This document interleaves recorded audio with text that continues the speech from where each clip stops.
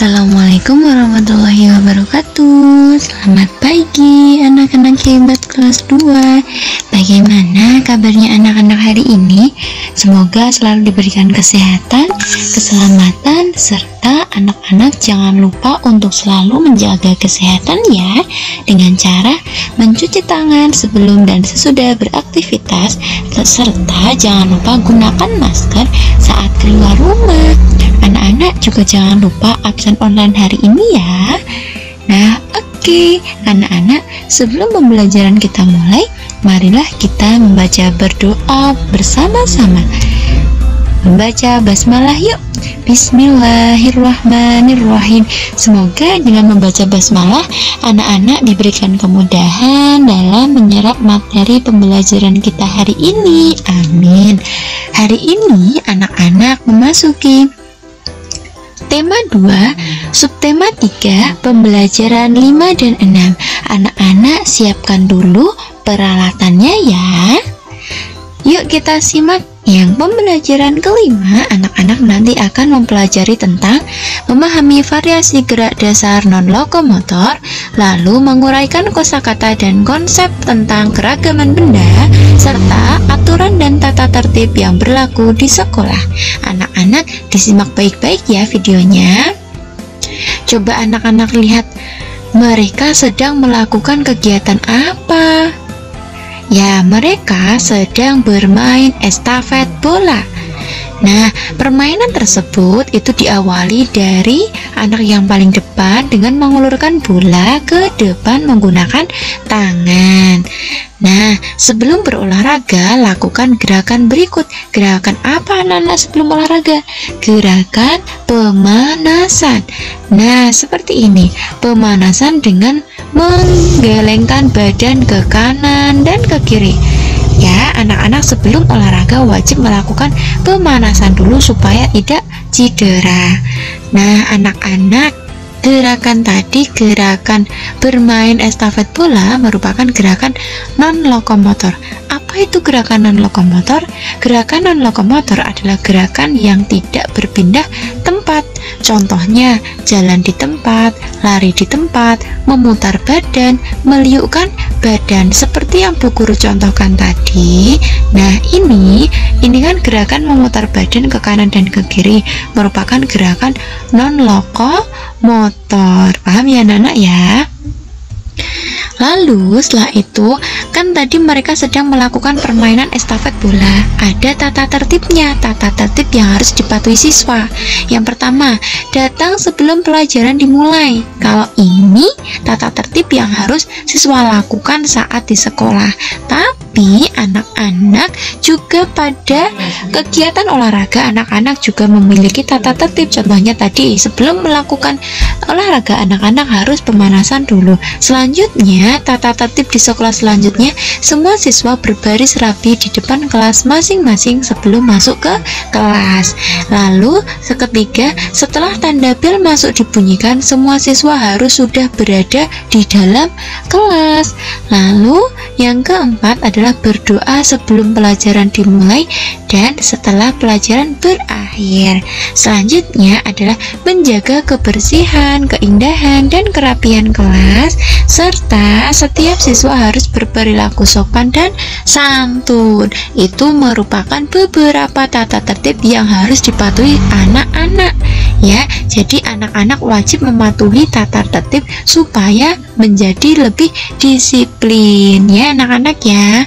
Contoh sikap melanggar tata tertib, datang terlambat, lalu Bu Guru langsung bertanya kenapa terlambat.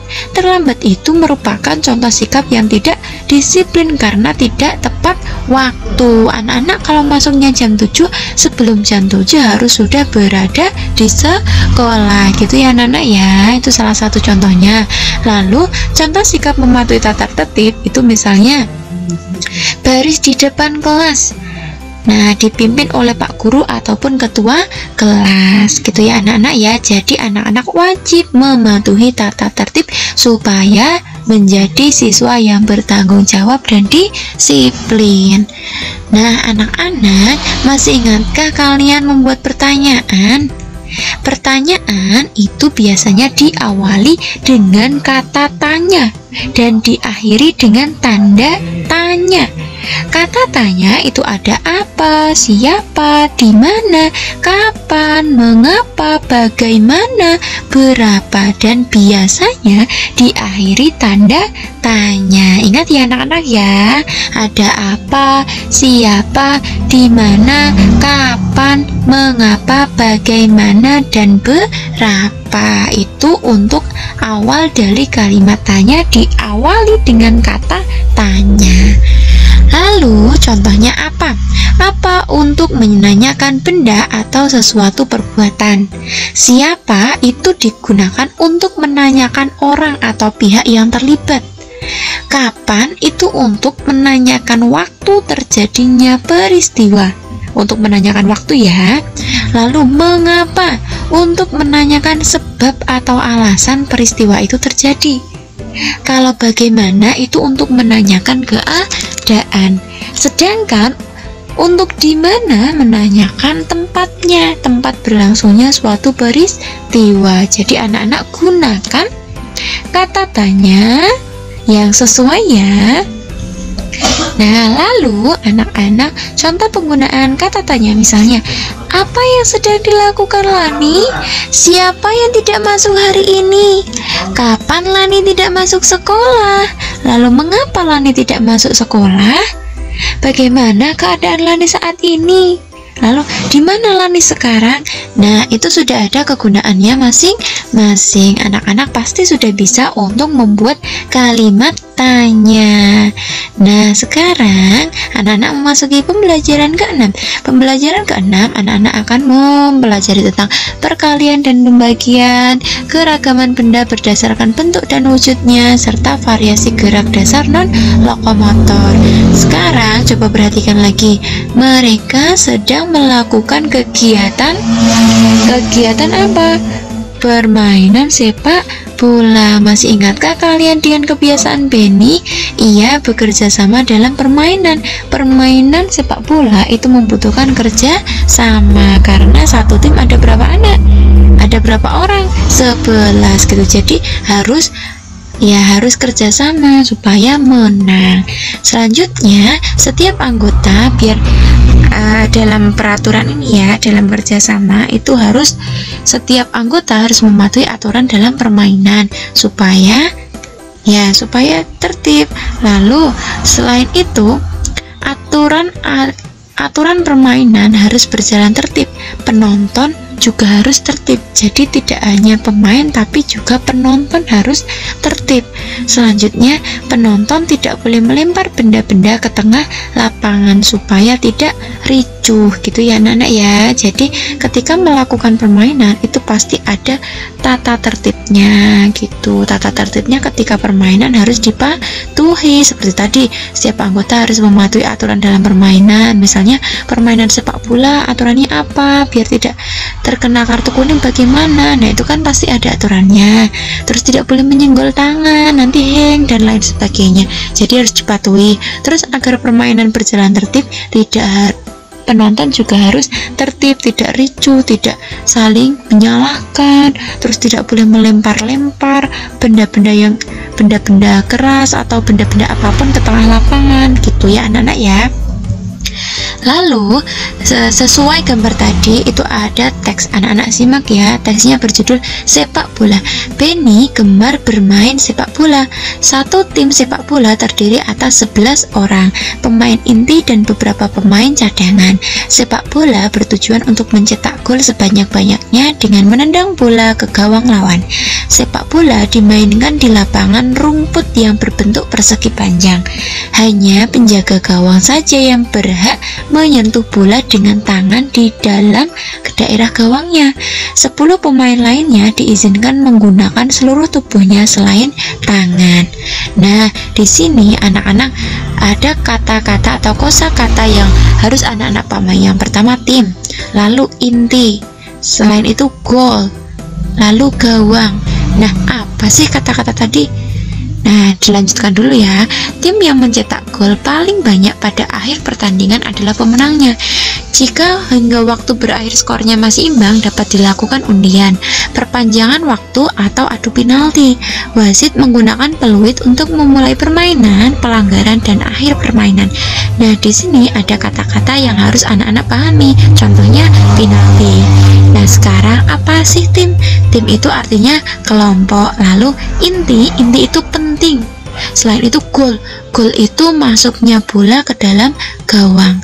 Gawang itu adalah dua tiang yang dihubungkan sebagai tempat masuknya bola atau gol tadi. Selain itu penalti adalah tendangan karena melanggar peraturan permainan. Nah gitu ya anak-anak ya, itu tadi merupakan kosakata yang ada pada teks sepak bola. Anak-anak paham ya, karena pasti anak-anak sudah tahu.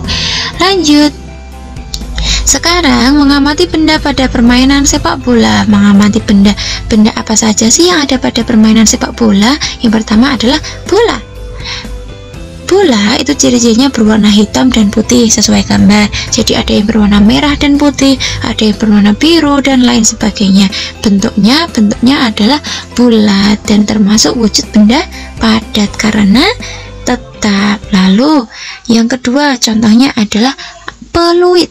Peluit itu ciri-cirinya jika dibunyikan berbunyi prit prit prit gitu. Lalu bentuk benda tersebut adalah kecil seperti kubus dan wujud bendanya adalah wujud benda padat gitu ya anak-anak ya. Paham ya? Anak-anak pasti sudah bisa. Lalu sekarang anak-anak akan mempelajari tentang bagaimana anak-anak menghitung perlombaan sepak bola. Dalam perlombaan sepak bola, jumlah pemain inti sebanyak 88 orang. Berapa jumlah tim yang mengikuti perlombaan?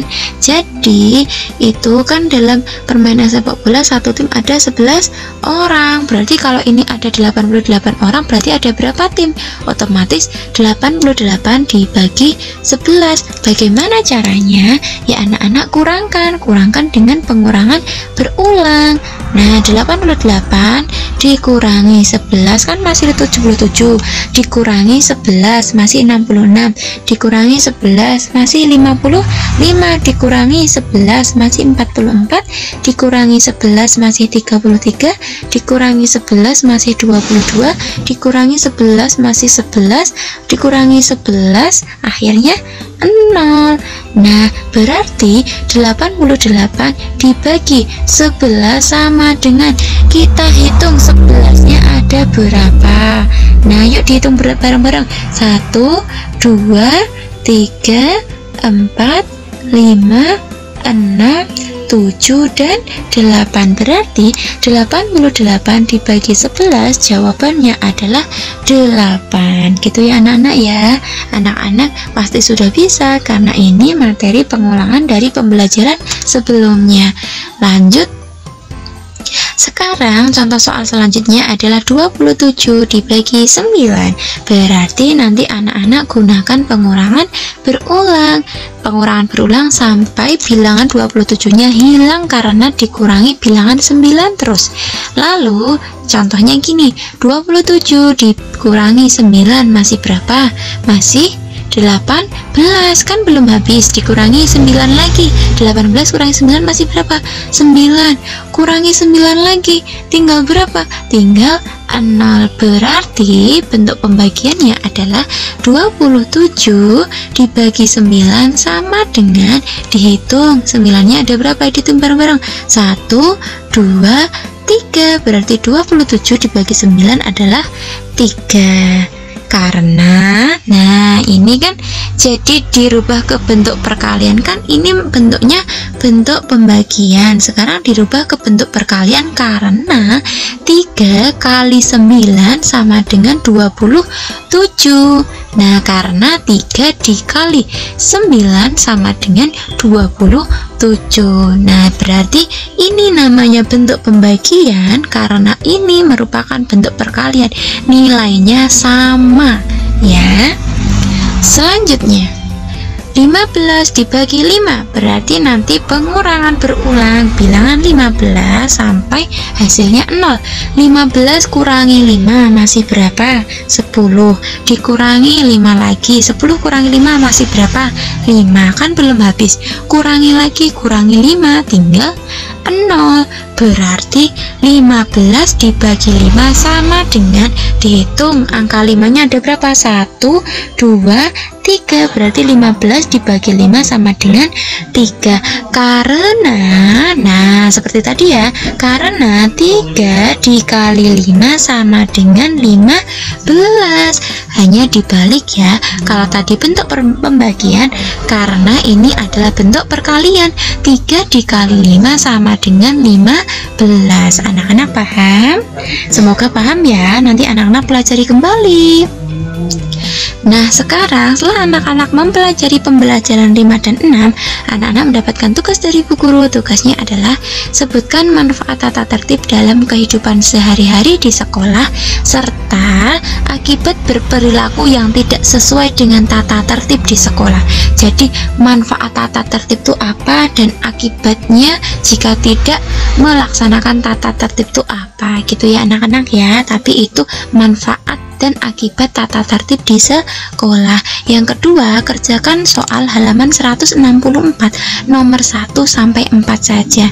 Nanti anak-anak tuliskan soal dan jawaban tersebut pada buku tulis tematik. Anak-anak kerjakan tugas tersebut dengan sungguh-sungguh, dengan rajin, dengan semangat. Semoga anak-anak bisa dalam mengerjakan tugas pembelajaran 5 dan 6. Semangat mengerjakan tugas anak-anak hebat kelas 2. Terima kasih sudah menyaksikan video Bu Guru hari ini. Mohon maaf masih banyak kekurangan dalam pembuatan video dan dalam Bu Guru menyampaikan materi hari ini ya. Semoga bermanfaat. Bu Guru akhiri. Wabillahi taufiq walhidayah. Wassalamualaikum warahmatullahi wabarakatuh. Thank you.